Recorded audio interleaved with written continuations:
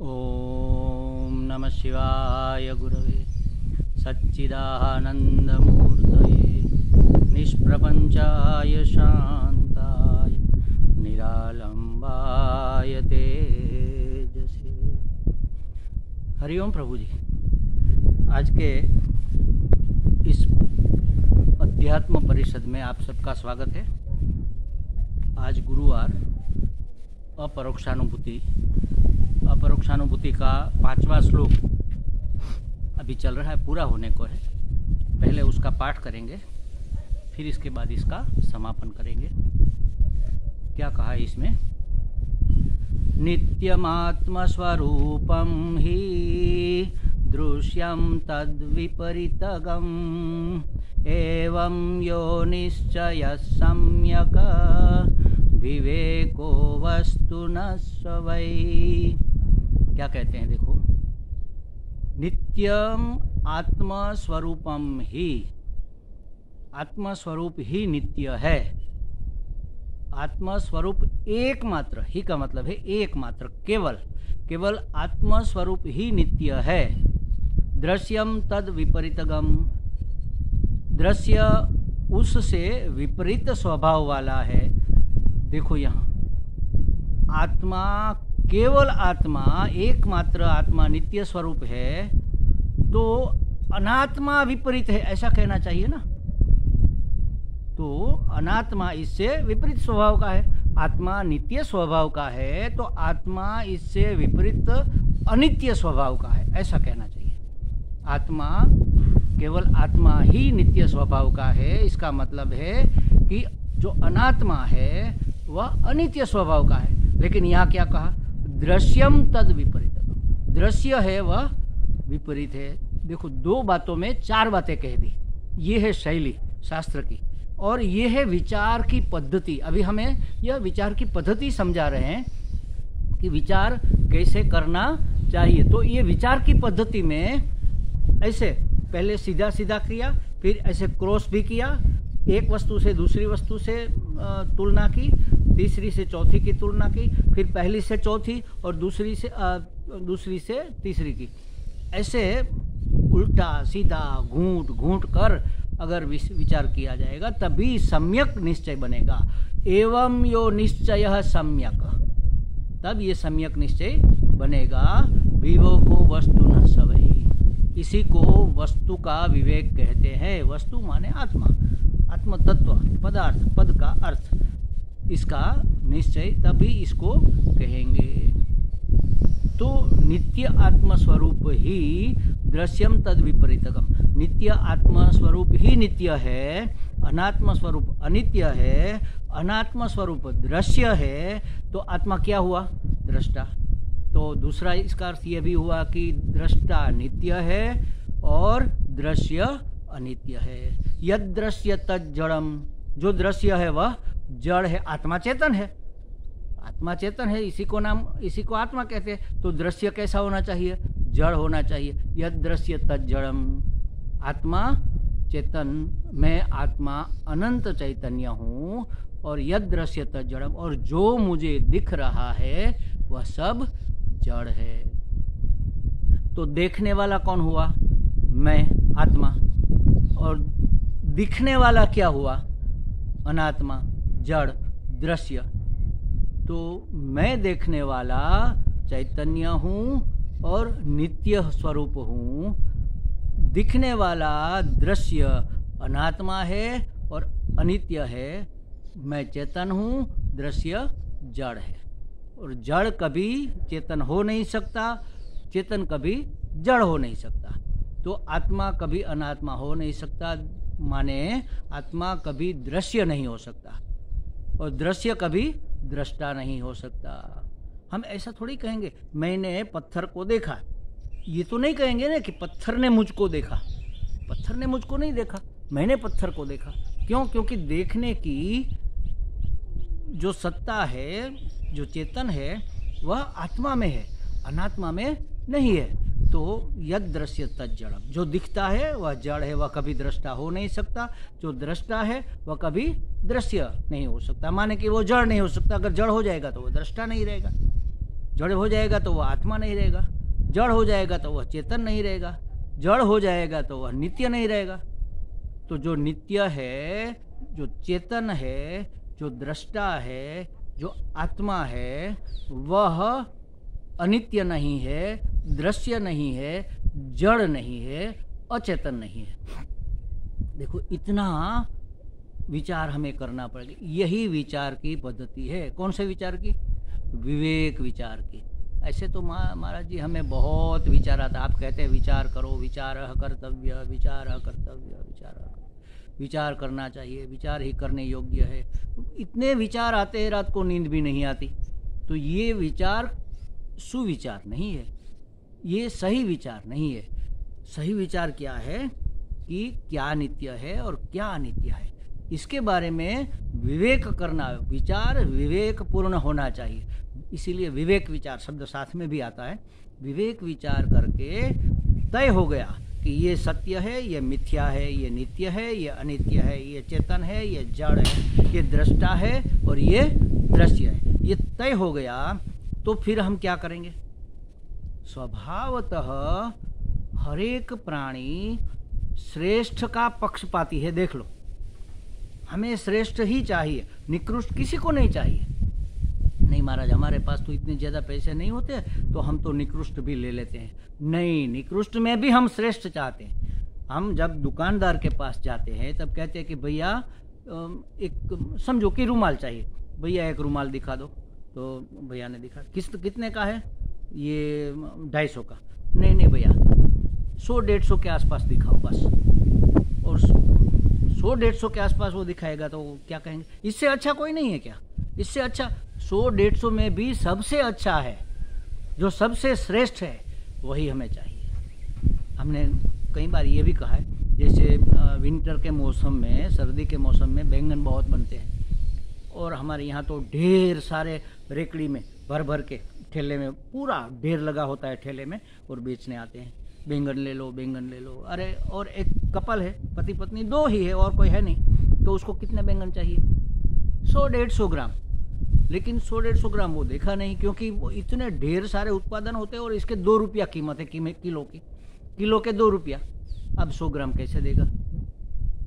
वो तो मुश्किल हो जाएगा। तो वो माता जी क्या करती है, 250 दे दो, 250 ग्राम, 2 दिन चलेंगे। ठीक है, ले लो आप। अब कैसे लेगी? 250 ग्राम में छोटे हैं, इतने छोटे वाले, तो 2 बैंगन आएंगे। 10 बैंगन इधर से उधर करेगी, झांकेगी, पूरा देखेगी कौन सा श्रेष्ठ है। अब 2 बैंगन लेने हैं, 250 ग्राम माने 50 पैसे के बैंगन है। कोई बड़ा नुकसान होने वाला नहीं है, शायद एक बैंगन खराब हो जाए, आ जाए तो भी, लेकिन नहीं, श्रेष्ठ चुन कर लेगी। सबसे अच्छे, इतने सारे ढेर में उसको जो सबसे अच्छे 2 लगेंगे वो लेगी। कहीं दाग नहीं होना चाहिए, कहीं मुरझाया हुआ नहीं होना चाहिए, कहीं कटा फीटा नहीं होना चाहिए, ताज़ा होना चाहिए, सॉफ्ट होना चाहिए। जो भी उसकी चेक करने की विधि है, सब चेक करके फिर, क्यों? मनुष्य स्वभाव, प्राणी मात्र का स्वभाव श्रेष्ठ का पक्षपाती है। हमें सर्वश्रेष्ठ चाहिए, कम वाला नहीं चलेगा, निकृष्ट बिल्कुल नहीं चलेगा। इसीलिए तो हम जब किसी की पसंदगी करते हैं, एक लड़का एक लड़की की पसंदगी करता है तो पहले कहता है कि मुझे तो इतनी सुंदर, इतनी हाइट वाली, इतनी गोरी, इतनी पढ़ी लिखी और इतनी समझदार, इतनी खानदान लड़की चाहिए। तो सामने वाला ने पूछा कि आपको कितनी शादियां करनी है? एक लड़की में इतनी सारी क्वालिटीज होगी क्या? तो फिर वो क्या करता है, नहीं ये सब चाहिए लेकिन अपने हिसाब से सुंदर चाहिए, लेकिन मेरी पैरिटी में सुंदर चाहिए, हीरोइन जैसी नहीं। खानदान चाहिए लेकिन हमारे खानदान के अनुसार उसका खानदान होना चाहिए, ऐसा इस लेवल का। समझ में आई बात? श्रेष्ठ ही पसंद करता है वो, निकृष्ट नहीं पसंद करता, लेकिन सापेक्ष में श्रेष्ठ। तो सापेक्ष शब्द तो हमने अपनी मजबूरी से संभाला है, क्योंकि हम ऐसे हैं तो सामने भी ऐसा ही होगा। तो इसलिए हमारे पास इतनी ही कैपेसिटी है पैसे की, तो ऐसा ही मिलेगा, इससे ज़्यादा तो नहीं मिलेगा। 250 का रुमाल हम नहीं खरीदेंगे, 150 का 100 का खरीदेंगे। तो कहने का मतलब यही है कि मनुष्य श्रेष्ठ का पक्षपाती है। अब देखो, विवेक युक्त विचार करने से क्या हुआ, हमें पता चला कि ये श्रेष्ठ है, ये निकृष्ट है। अच्छा, जो सर्वश्रेष्ठ है वह लेने की हमारी कैपेसिटी है क्या? हाँ, बिल्कुल है। नित्य, हमें नित्य होना है। क्यों नहीं होंगे नित्य?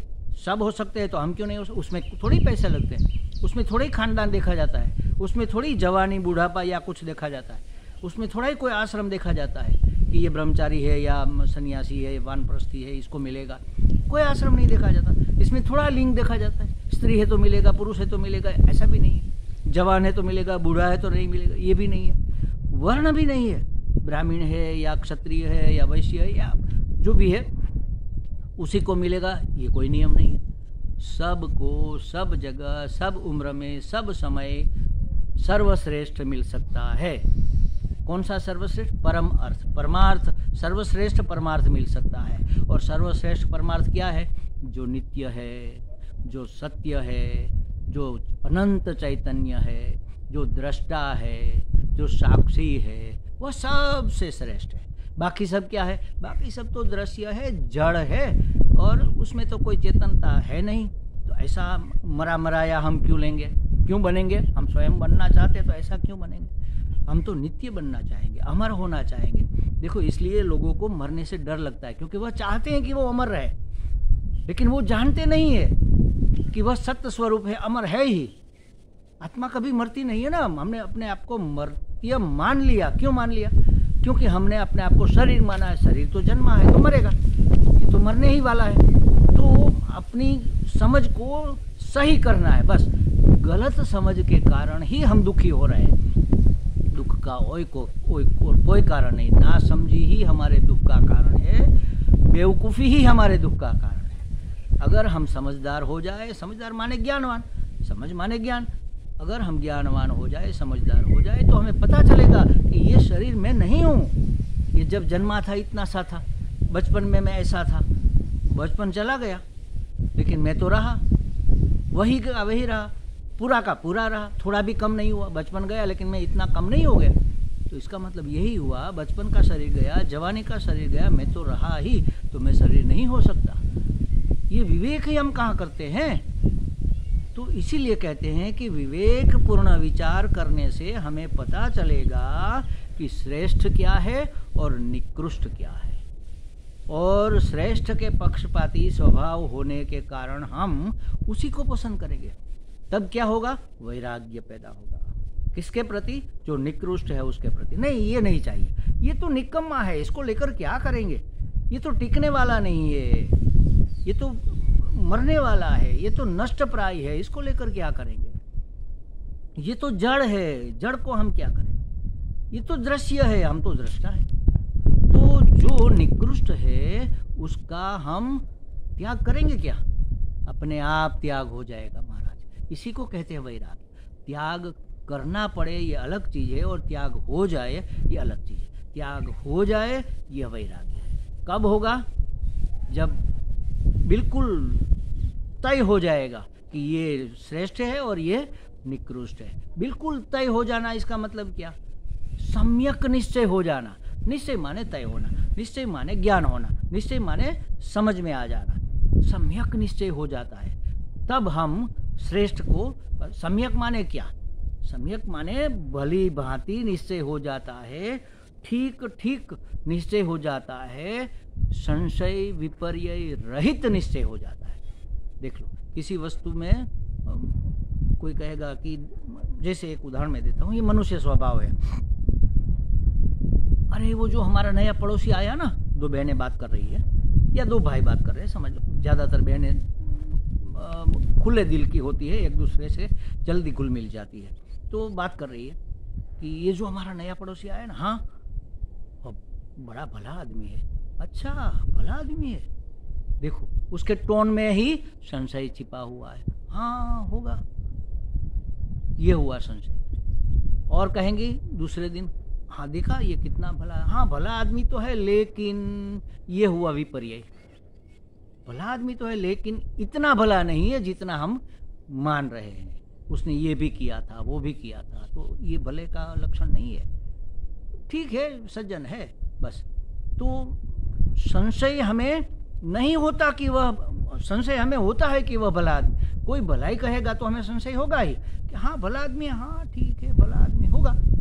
ये संशय युक्त समझदारी है, संशय युक्त मानना है, संशय युक्त निश्चय है। हमने निश्चय कर लिया, मान लिया कि हाँ भला आदमी है, लेकिन हाँ भला आदमी होगा, है संशय युक्त है। लेकिन जब लगा तो विपर्य युक्त हो गया। संशय भला आदमी तो है, लेकिन तो ये संशय विपर्य वाला जो निश्चय है वह सम्यक नहीं है। अब किसी की बुराई देख लो, कोई कहेगा ये जो नया पड़ोसी है ना वो बड़ा बुरा है, हाँ देखो मैंने कहा था ना, मुझे पता ही था कि वो इतना भला हो ही नहीं सकता, बुरा ही होना चाहिए। देखो बुरा ही होना चाहिए, निश्चयात्मक, उसमें कोई संशय नहीं है। किसी की बुराई स्वीकार करने में हमारा संशय नहीं रहता, भलाई स्वीकार करने में संशय रहता है। और विपर्य तो उसमें आता ही नहीं, हाँ बुरा ही है उसमें क्या लेकिन वेकिन, बुरा तो है लेकिन, अरे बुरा बुरा है लेकिन क्या उसमें, बुरा है तो बुरा है, थोड़ा बुरा ज़्यादा बुरा है लेकिन बुरा तो है। आई बात समझ में? तो निश्चयात्मक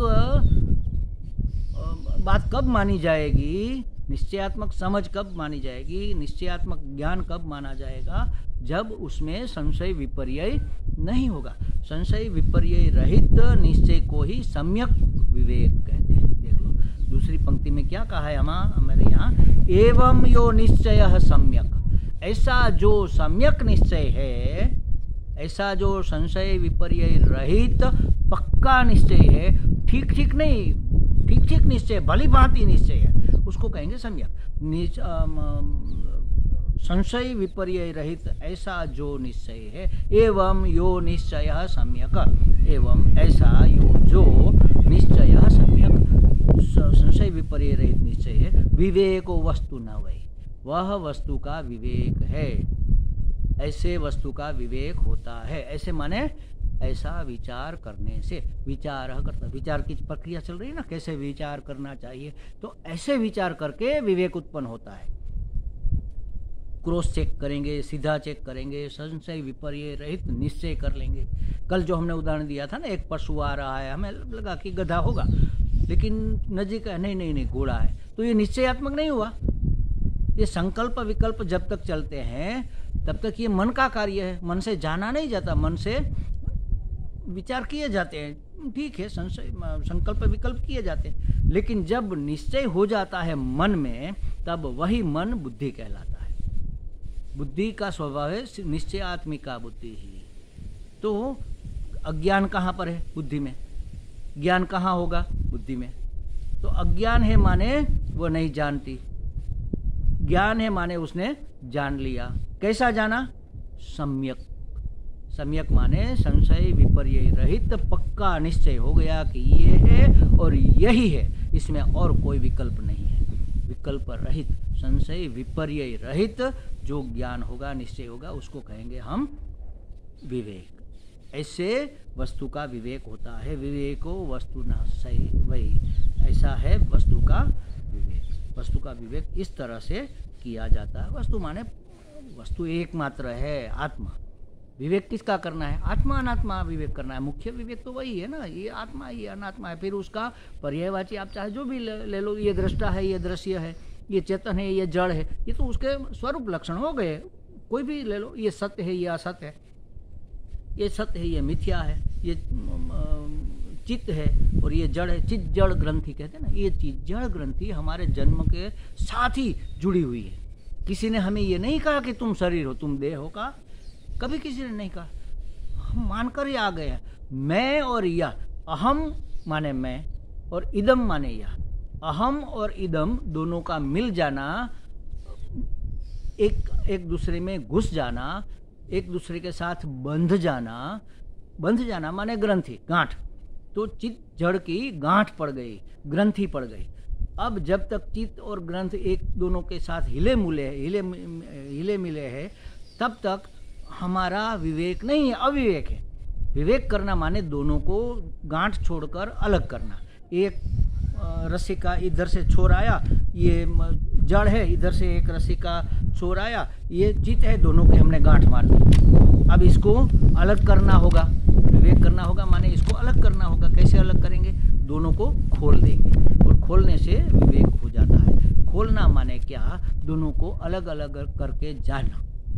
ये कॉटन का रज्जु है और ये रेशम का रज्जु है, दोनों को अलग अलग करके हमने जाना। तो ये चिज्जड़ ग्रंथि कब पड़ी, ये लेकर ही हम आए। किसी ने हमें बताया नहीं कि तुम शरीर हो, तुम जन्मे हो, तुम मरोगे। कहेंगे हाँ तुम्हारी ये जन्म तारीख, तुम्हारा जन्म इस तारीख को हुआ था, और हम समझ लिया कि शरीर का जन्म हुआ था माने हमारा जन्म हुआ था। शरीर को हमने देहादि संघात ऐसा कहते हैं, देहादि संघात को मैं मान लिया। और क्या, और जो भी दृश्य है सब इदम में आता है। अहम, मैं, आत्मा, इसके सिवा जो भी है सब अनात्मा। सॉरी, ये देह में नहीं हूं तो इसका मतलब ये है कि देह अनात्मा है। तो अहम और इदम को हमने मिला दिया, अहम को इदम मान लिया, इदम को अहम मान लिया। अहम को अहम भी माना और इदम भी माना, इदम को इदम भी माना और अहम भी माना।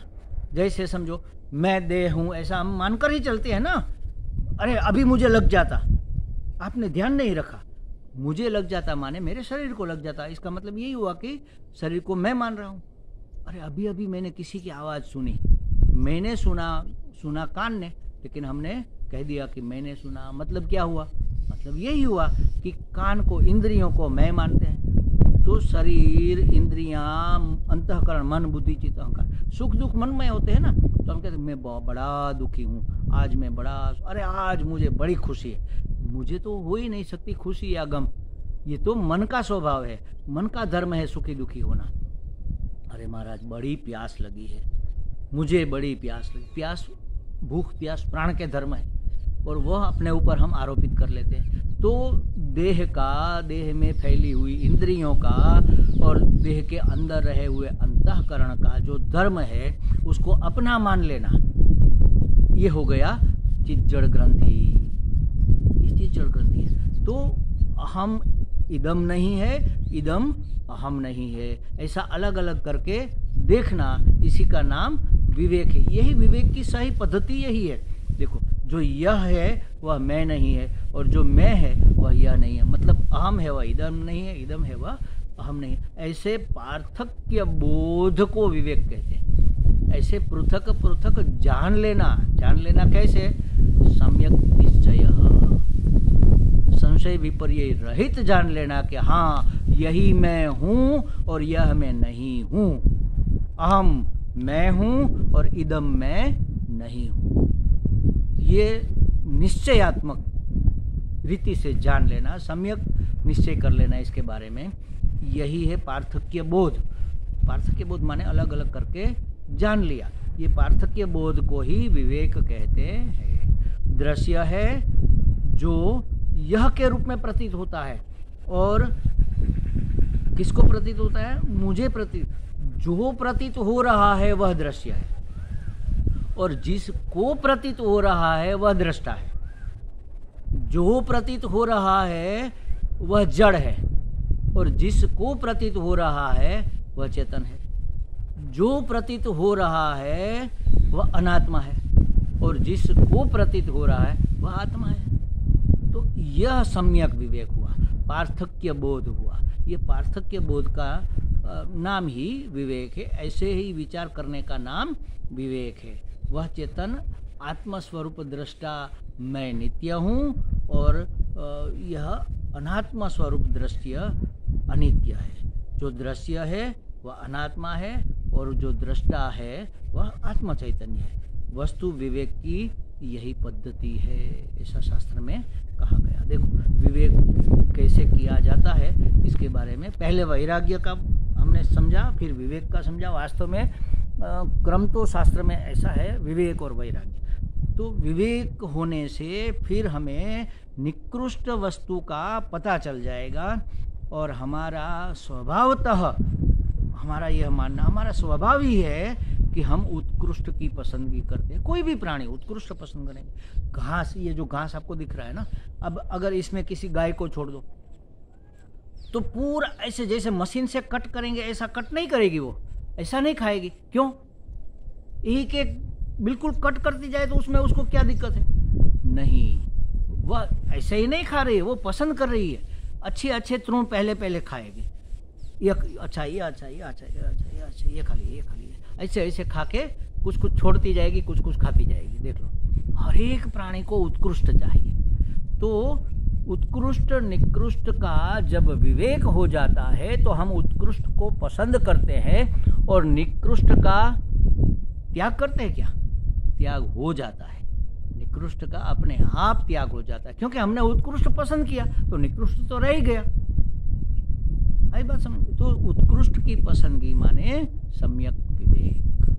तो ऐसा विवेक करेंगे, संशय विपर्य रहित विवेक हो गया तो वैराग्य करना नहीं पड़ेगा, वैराग्य अपने आप होगा ही होगा। तो विवेक और वैराग्य, विवेक का परिणाम है वैराग्य।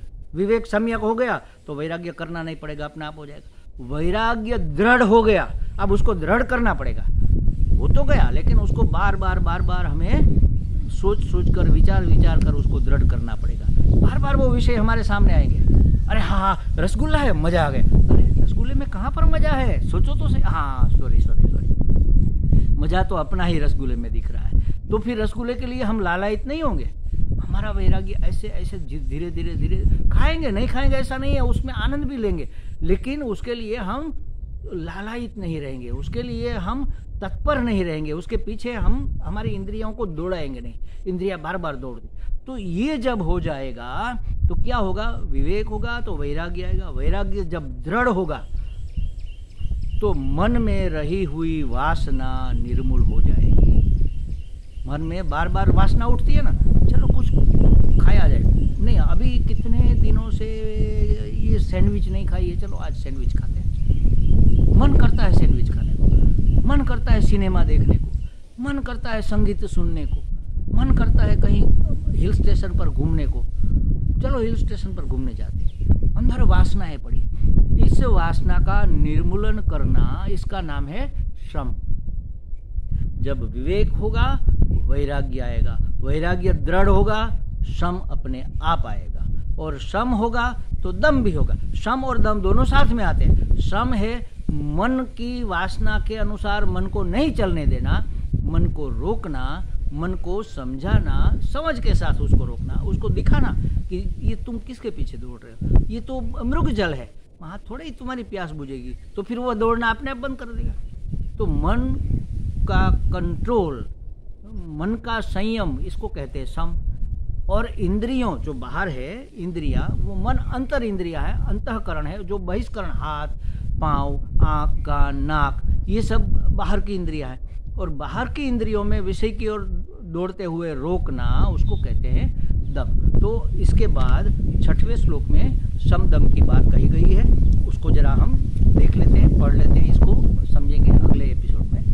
सदैव वासना त्यागः, 6ठा श्लोक, सदैव वासना त्यागः शमोऽयमिति शब्दितः निग्रहो बाह्यवृत्तीनां दम इत्यभिधीयते।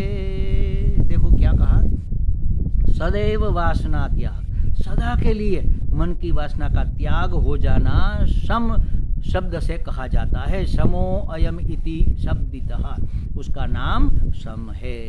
सम शब्द किसके लिए इस्तेमाल होता है, मन की वासना का सदैव त्याग हो जाना, इसको सम हुआ कहते हैं। इसको वेदांत की भाषा में शांत शब्द भी, शांतो दांतो ऐसा कहते हैं। शांतो दांतो महापुरुष, जो सम और दम से युक्त महापुरुष है। तो शांति, मन में जब शांति हो जाती है तब उसको सब उत्पात मचा रहता है विषयों के पीछे भागने का, विषयों सुख लेने का, तो ये जब निवृत्त हो जाता है तब समवान मन हो गया। वो कैसे होगा ये हम देखेंगे।